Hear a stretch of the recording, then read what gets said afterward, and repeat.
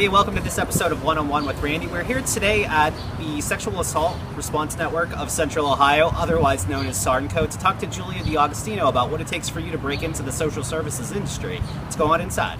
Julia, thank you so much for joining us today on this episode of One-on-One with Randy. If you could, first question for all of our guests is, if you could, tell us a little bit about the Sexual Assault Response Network of Central Ohio. I know a lot of our students are interested in the nonprofit community, also in just helping people. So learn a little bit about your organization. Sure. Well, the Sexual Assault Response Network of Central Ohio, also called SARNCO, to make it a little easier on the tongue, we provide intervention and prevention services throughout Franklin County. So that involves operating a 24-hour helpline. We also provide advocates to go into hospital emergency rooms. Mm-hmm. So when a survivor of sexual assault enters an emergency room, all the hospitals within Franklin County use a dispatching service, and those survivors receive our advocates. We also provide prevention education in the community and community outreach, engagement, and speaking. So we try to sort of cover the bases within Franklin County. More recently, we also have contractors within our organization who are trained advocates to work with law enforcement and also help survivors through that interview process when they are making a police report about a sexual assault. Julia, the reason that we're doing a lot of these videos and interviews is because our students really want to figure out how they can get their foot in the door in a variety of industries. So with SARNCO, if a student wanted to volunteer, could you let us know how they would go about volunteering? What do you use as far as recruiting tools? Absolutely. So we do use FutureLink with OSU, and we show up at a lot of the career fairs that OSU Arts and Sciences in particular holds. We also use volunteermatch.org. We provide a lot of community outreach to schools, but also just to local health fairs, little micro communities, so law enforcement based health fairs, high schools, middle schools. And every time we go out in the community, we always offer an opportunity to recruit for our volunteers. So there are a lot of different ways to find us. Word of mouth is also a big way, particularly for folks who are looking to get into the social services agency world. SARNCO is a familiar name.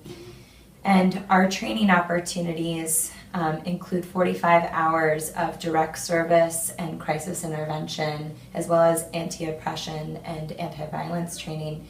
And so community partners tend to look for volunteers with us for their career opportunities later. So becoming a volunteer with us automatically puts you in the pool of people who will learn about future opportunities with other social service agencies. Excellent. And would you say, Julia, that once a student has their foot in the door here at SARNCO, if they wanted to maybe do another volunteer opportunity, even an internship somewhere within the Ohio Health Network, that it would be easy for them to do that?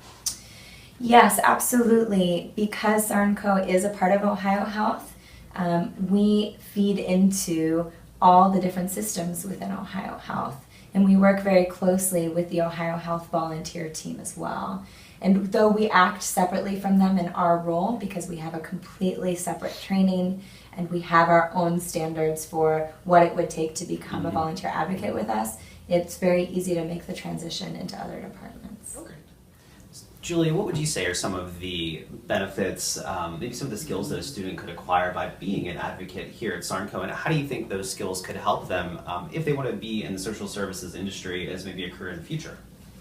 Well, SARNCO offers a 45-hour advocate training, which is very unique in that it provides a lot of direct service and crisis intervention skills and is recognizable throughout the community.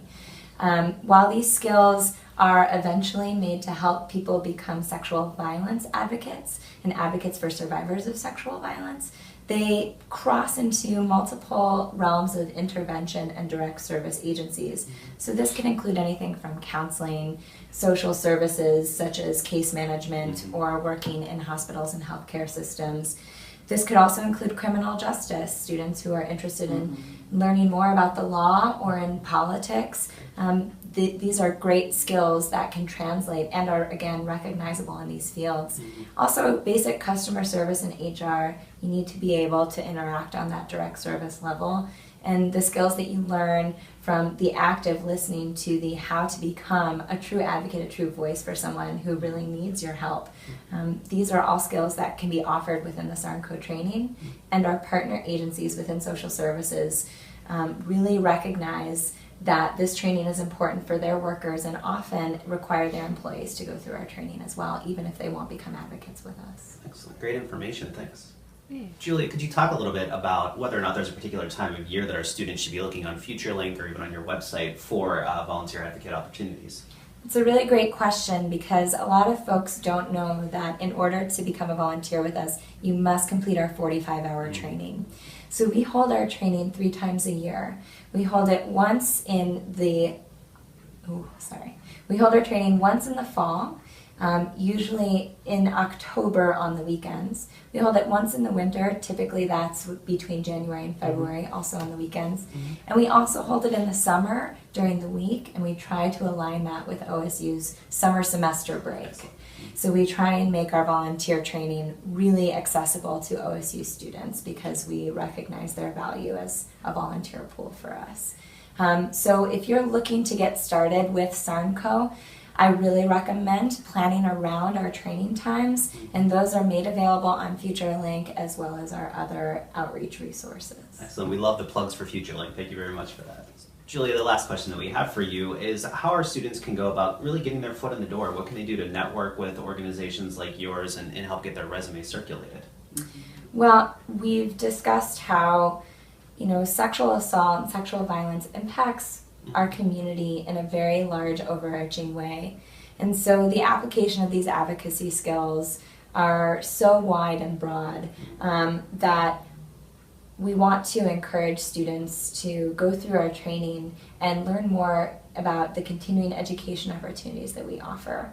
Once you are a volunteer with us, we have in-service trainings where we look at how your advocacy skills translate into other parts of the social service world and the criminal justice world. We also invite people to the Central Ohio Sexual Assault Task Force meetings, which is a great way to network. We have Department of Corrections, we have Division of Police, we have lawyers, we have criminal justice advocates, we have mental health care and healthcare workers who come to those task force meetings. It's a great way to network and learn about other agencies in the community and how your skills can be applied to that work. Julia, this is really great information. Thank you so much for joining us on this episode of One-on-One with Randy. We really appreciate it. Yeah, thank you for giving us the opportunity. We look forward to having more of you come volunteer with us. We want to thank Julia once more for joining us on this episode of One-on-One with Randy. Be sure to check out more episodes of this YouTube series on our channel, Arts and Sciences Career Services, and also follow us on Twitter at ASC Career for more updates and information about our office. See you next time on One-on-One with Randy.